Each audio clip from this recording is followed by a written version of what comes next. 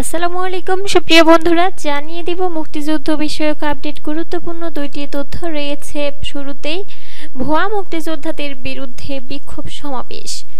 মুক্তিযোদ্ধার তালিকায় রাজাকার ও ভুয়া মুক্তিযোদ্ধার নাম অন্তর্ভুক্ত থাকায় ক্ষোভ প্রকাশ করে তালিকা কলঙ্ক মুক্ত করার আহ্বান জানিয়েছেন দিনাজপুরের মুক্তিযোদ্ধারা। শনিবার 24 মে সকালে দিনাজপুরের প্রেস ক্লাব মিলনায়তনে মহান মুক্তিযুদ্ধের 7 নম্বর সেক্টরের সেক্টর কমান্ডার লেফটেন্যান্ট কর্নেল অফ কাজী নুরুজ্জামান বীর উত্তম এর 15তম মৃত্যুবার্ষিকী উপলক্ষে স্মরণ সভায় এ দাবি জানান তারা। হৃদয় মুক্তিযোদ্ধা 71 ব্যানারে আয়োজিত এই স্মরণ সভায় সভাপতিত্ব করেন সংগঠনের আহ্বায়ক ও সাবেক মুক্তিযোদ্ধা কমান্ডার শফিকুল হক ছুটু। বক্তব্য দেন বীর মুক্তিযোদ্ধা মেজর অব সৈয়দ মনিবুর রহমান, মেজর অব আব্দুল কাইয়ুম, সাবেক কমান্ডার মকসেদ আলী মঙ্গলিয়া সহ আরো অনেকে। বক্তারা বলেন, স্বাধীনতার 53 বছর পার হলেও এখনো প্রকৃত মুক্তিযোদ্ধাদের চূড়ান্ত তালিকা প্রকাশ করা হয়নি। রাজাকার ও ভুয়া মুক্তিযোদ্ধাদের তালিকা থেকে বাদ দিয়ে প্রকৃত মুক্তিযোদ্ধাদের সম্মান রক্ষা করতে হবে। মুক্তিযোদ্ধা কোটায় চাকরি পাওয়া ভুয়া মুক্তিযোদ্ধার সন্তানদের চাকরি বাতিল করে প্রাপ্ত অর্থ আদায় করতে হবে। তারা আরো বলেন, মিথ্যা তথ্য দিয়ে যারা মুক্তিযোদ্ধার সুবিধা নিয়েছেন তাদের আইনের আওতায় আনতে হবে। পাশাপাশি ভারতে প্রশিক্ষণ প্রাপ্ত মুক্তিযোদ্ধার তালিকা আলাদাভাবে প্রকাশ করতে হবে। সমাবেশে বক্তারা 9 দফা দাবি বাস্তবায়নের আহ্বান জানিয়ে মুক্তিযুদ্ধ বিষয়ক মন্ত্রণালয়ের উপদেষ্টা ও প্রধান উপদেষ্টার দৃষ্টি আকর্ষণ করেন।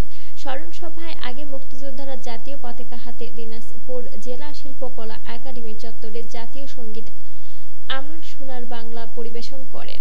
দিনাজপুর জেলার 13 উপজেলার 2 শতাধিক মুক্তিযোদ্ধা এই সমাবেশে অংশ নেন। জানিয়ে দিব এদিকে আরো মুক্তিযোদ্ধাদের নামে থাকা স্টেডিয়াম ও সুইমিং পুলের নাম পরিবর্তন।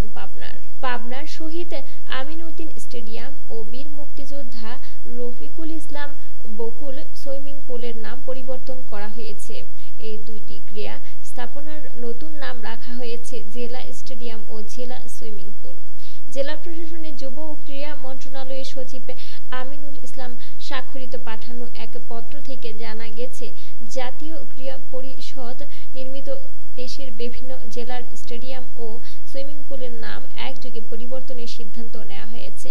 এতে পাবনা শহীদ আমিনউদ্দিন স্টেডিয়ামের নাম পরিবর্তন করে পাবনা জেলা স্টেডিয়াম ও বীর মুক্তিযোদ্ধা রফিকুল ইসলাম বকুল সুইমিং পুলের নাম পরিবর্তন করে পাবনা জেলা সুইমিং পুল করা হয়েছে। গত 23 মার্চ নেওয়া এই সিদ্ধান্ত অবিলম্বে কার্যকরের নির্দেশনাও দেওয়া হয়েছে। মন্ত্রণালয়ের সিদ্ধান্ত বাস্তবায়ন করে স্টেডিয়াম ও সুইমিং পুলে নতুন নাম লেখা হয়েছে। এদিকে ক্রীড়া স্থাপনা থেকে জেলার নেতৃস্থানীয় 2 মুক্তিযোদ্ধার নাম বাদ দেওয়ার প্রতিবাদ ও সমালোচনার ঝড় উঠেছে। এই সিদ্ধান্ত হঠকারী ও গভীর ষড়যন্ত্র হিসেবে জানিয়েছে মুক্তিযোদ্ধা ও শহীদ পরিবারের সদস্যরা। অত্যন্ত নিন্দনীয় হিসেবে দেখছেন পাবনার সর্বস্তরের মানুষ। অ্যাডভোকেট আমিনউদ্দিন ছিলেন মুক্তিযুদ্ধের দেশের প্রথম শহীদ এমপি। স্বাধীনতা আন্দোলনে নেতৃত্ব দেওয়ার 1971 সালের 26 মার্চ তাকে বাড়ি থেকে তুলে নিয়ে 3 দিন নির্মম নির্যাতন করে হত্যা করে পাকিস্তানি হানাদার বাহিনী। রফিকুল ইসলাম বকুল ছিলেন পাবনার একজন প্রখ্যাত নেতা ও মুক্তিযুদ্ধের অন্যতম সংগঠক। তিনি 1971 সালে 23 মার্চ পাবনা টাউন হল ময়দানে বাংলাদেশের প্রথম পতাকা উত্তোলন করেন, যা মুক্তিযুদ্ধের সূচনা লগ্ন একটি ঐতিহাসিক ঘটনা। মুক্তিযুদ্ধকালে তিনি বৃহত্তর পাবনা জেলার মুক্তি বাহিনীর প্রধান হিসেবে গুরুত্বপূর্ণ ভূমিকা পালন করেন। রাজনৈতিক জীবনে তিনি পাবনা সদর আসন থেকে 3 বার সংসদ সদস্য নির্বাচিত হন। তিনি বেশ কিছুদিন পাবনা জেলা আওয়ামী লীগের সাধারণ সম্পাদক হিসেবে দায়িত্ব পালন করেন এবং মৃত্যুর আগ পর্যন্ত পাবনা জেলা বিএনপি সভাপতি ও জাতীয় সংসদ সদস্য ছিলেন। শহীদ আমিনউদ্দিনের ছেলে সদরুল আরেফিন বলেন, সরকার রাষ্ট্র পুরোপুরি মুক্তিযুদ্ধকে অস্বীকার করছে। আমার বাবা না হয় মুক্তিযুদ্ধের সময় আওয়ামী লীগের এমপি ছিলেন। মুক্তিযুদ্ধের বীরশ্রেষ্ঠরা তো রাজনীতি করতেন না, তারা বীরশ্রেষ্ঠদের নামের স্টেডিয়ামে পরিবর্তন এনেছে। এই সরকারকে আমার কিছু বলার নেই। আমিনুদ্দিনের নাতনি ও বিএনপির মানবাধিকার ও আন্তর্জাতিক সম্পর্ক বিষয়ক কমিটির সদস্য ফারজানা শারমিন পুতুল বলেন, শহীদ আমিন উদ্দিনের মুক্তিযুদ্ধে ত্যাগ অবদানের কথা সবাই জানে। তার নাম পরিবর্তনের এই সিদ্ধান্ত অত্যন্ত নিন্দনীয়, আপত্তিকর। নাম পরিবর্তনের এই রাজনীতি নোংরা সংস্কৃতি ধারাবাহিকতা বহন করে। ফ্যাসিবাদের সময়টা বাইরেও বাংলাদেশের ইতিহাস আছে। নাম পরিবর্তন করে তা মুছে ফেলা যাবে না। পাবনা জেলা বিএনপির যুগ্ম আহ্বায়ক নূর মোহাম্মদ মাসুম বকা বলেন, শহীদ আমিনুদ্দিন পাবনার গর্ব, আমাদের প্রেরণা। মুক্তিযোদ্ধা রফিকুল ইসলাম বকুল পাবনার স্বাধীনতা পতাকা উত্তোলনকারী গণমানুষের নেতা। বিএনপির সভাপতি হলেও দলমত নির্বিশেষে সবার কাছেই তিনি নিজ গুণে প্রিয় মানুষ ছিলেন।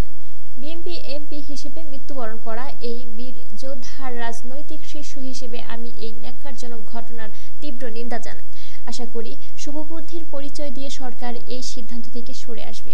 পাবনা জেলার ফুটবল দলের সাবেক অধিনায়ক ও প্রবীণ ক্রীড়া সংগঠক আব্দুস সাত্তার বলেন, আমি 60-এর দশকের খেলোয়াড় ছিলাম। বিভিন্ন সময়ে বিভিন্ন জন আসবে, এটাই জগতের নিয়ম। নাম পরিবর্তনের কোনো লাভ নেই, এটা উচিত কর্ম নয়।